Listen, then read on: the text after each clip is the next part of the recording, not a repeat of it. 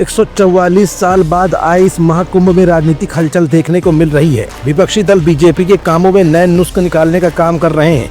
हाल ही में आए सपा प्रमुख अखिलेश यादव ने भी संगम में डुबकी लगाकर बीजेपी पर कटाक्ष किया था।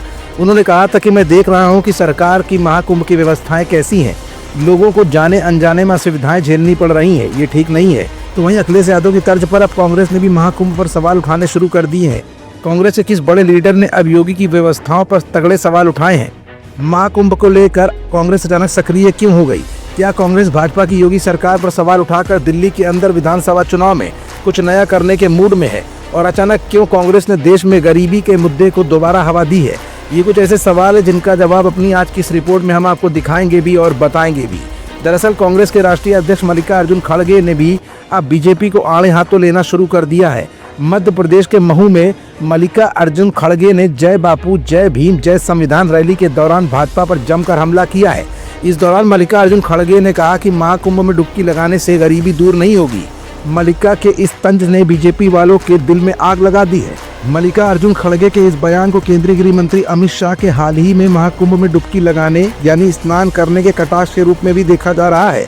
इधर मल्लिकार्जुन खड़गे बीजेपी पर गंभीर सवाल उठा रहे थे तो बीजेपी ने भी कांग्रेस पर पलटवार किया। बीजेपी सांसद और प्रवक्ता संबित पात्रा ने मल्लिकार्जुन खड़गे, राहुल गांधी और प्रियंका गांधी पर निशाना साधते हुए उन्हें चुनौती दी है और महाकुंभ जैसे धार्मिक आयोजन पर कांग्रेस द्वारा की गई टिप्पणी पर अपना कड़ा विरोध भी जताया है। अमित शाह ने प्रयागराज महाकुंभ 2025 में परिवार समेत आस्था की डुबकी लगाई। इस दौरान उनके साथ उत्तर प्रदेश के मुख्यमंत्री योगी आदित्यनाथ और कई साधु संत भी मौजूद रहे थे। इससे पहले रक्षा मंत्री राजनाथ सिंह भी स्नान करके जा चुके हैं। वहीं आगामी 5 फरवरी को प्रधानमंत्री नरेंद्र मोदी भी प्रयागराज पहुंचकर स्नान करेंगे। इसे लेकर मल्लिकार्जुन खड़गे ने कहा, बीजेपी नेताओं में गंगा में डुबकी लगाने की होड़ लगी है। गंगा में डुबकी लगाने से गरीबी दूर नहीं होगी, लेकिन मैं किसी की आस्था को ठेस नहीं पहुंचाना चाहता। साथ ही उन्होंने बीजेपी आरएसएस के लोगों को देशद्रोही करार दिया है और कहा कि कांग्रेस धर्म के नाम पर गरीबों का शोषण कभी बर्दाश्त नहीं करेगी।